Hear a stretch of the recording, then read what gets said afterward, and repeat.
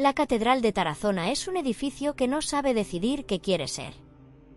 Empezó mudéjar en el siglo XII, se hizo gótica en el XIV, se decoró renacentista en el XVI y se restauró en el XXI con un criterio que algunos llaman respetuoso y otros diplomático.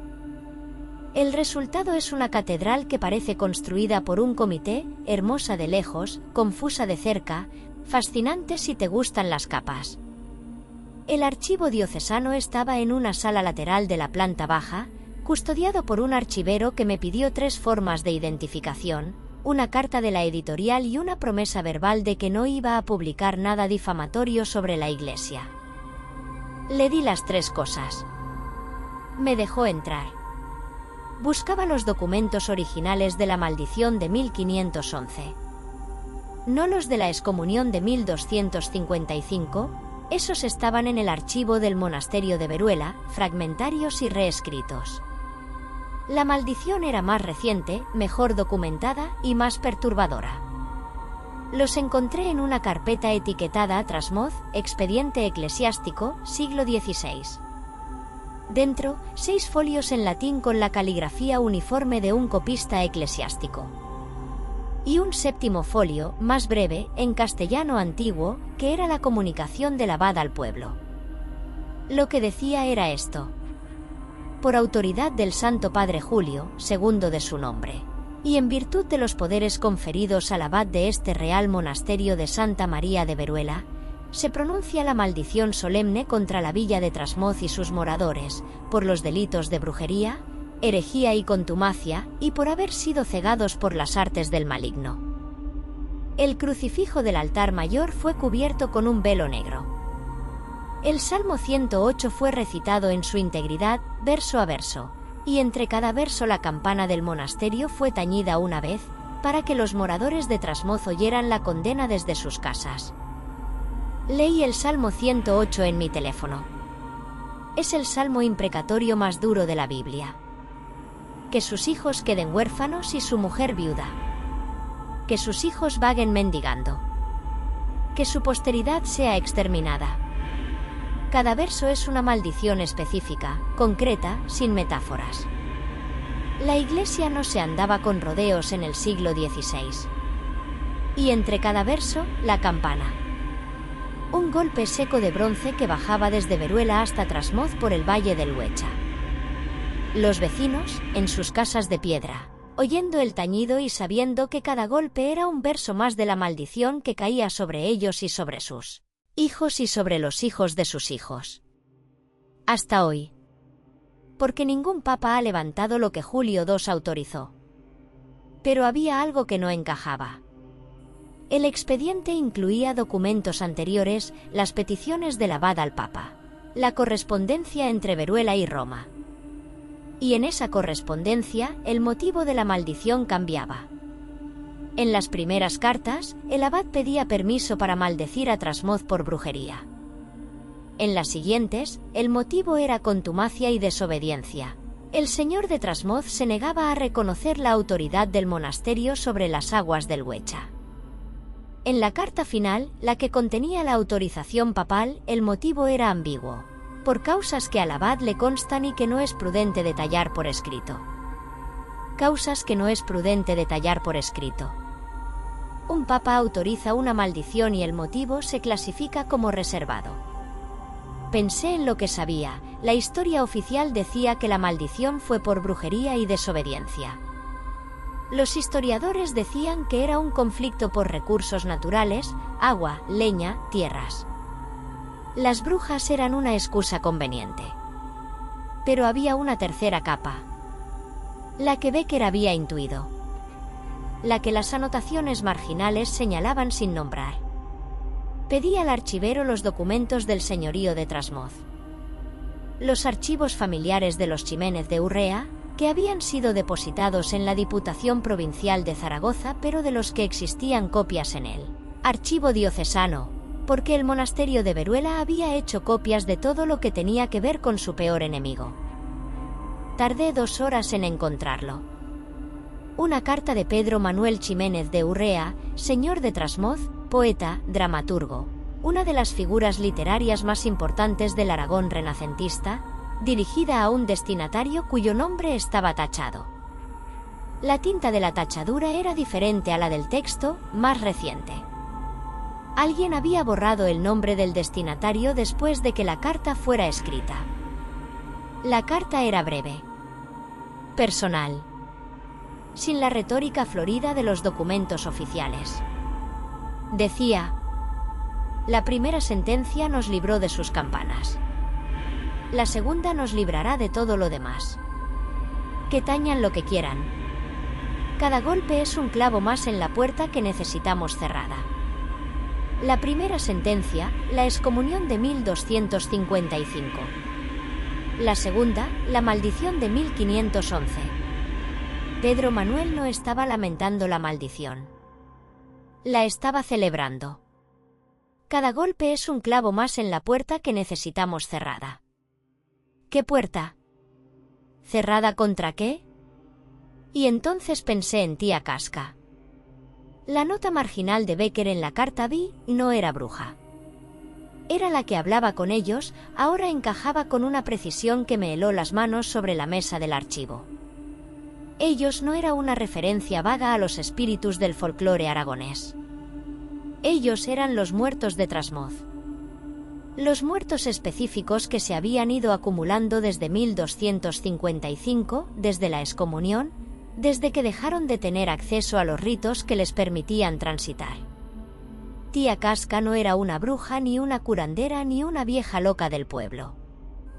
Era la mediadora, la persona que mantenía el diálogo entre los vivos y los muertos atrapados, la que negociaba la convivencia diaria entre los 80 y tantos vecinos de carne y hueso y los cientos de vecinos que ya no tenían ni carne ni hueso pero seguían allí. Los vecinos de Trasmoz la mataron no por ignorancia, sino porque sabía demasiado. Sabía la tercera capa.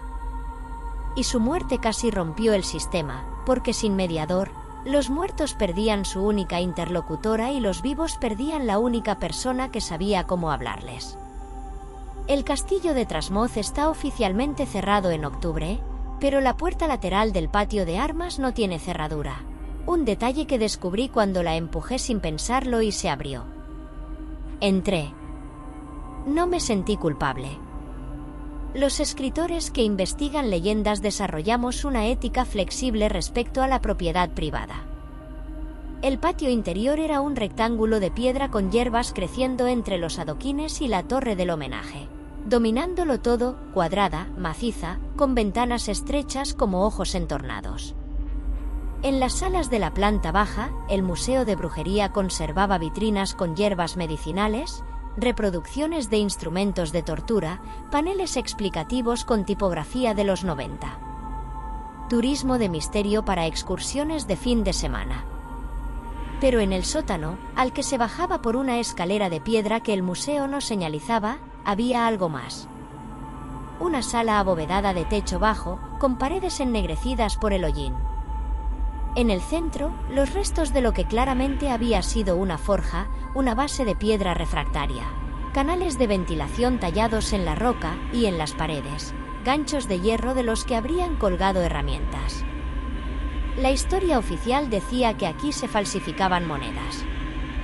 Los historiadores habían documentado la operación. Jerónimo Zurita, en los Anales de Aragón, describe cómo don Pedro Ramírez y su hijo fueron condenados a muerte por fabricar maravedíes falsos en el castillo de Trasmoz.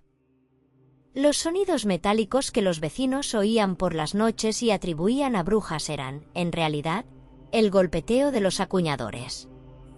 Eso era la segunda capa. La capa histórica. La que satisfacía a los racionalistas. Pero en las paredes de la forja, medio ocultos por el hollín, había marcas. No grafiti. No marcas de cantero.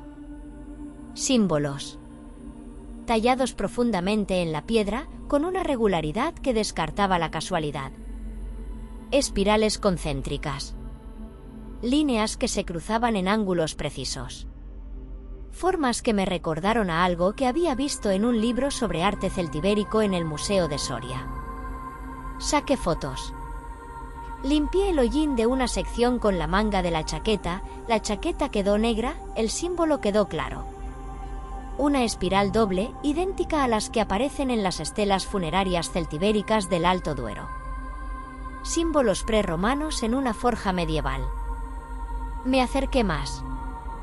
La espiral no era decorativa, tenía una dirección, un sentido de giro que se repetía en todas las marcas de la pared. En las estelas funerarias celtibéricas, esas espirales representaban el tránsito del alma. No un adorno, sino una instrucción, un mapa de ruta para los muertos.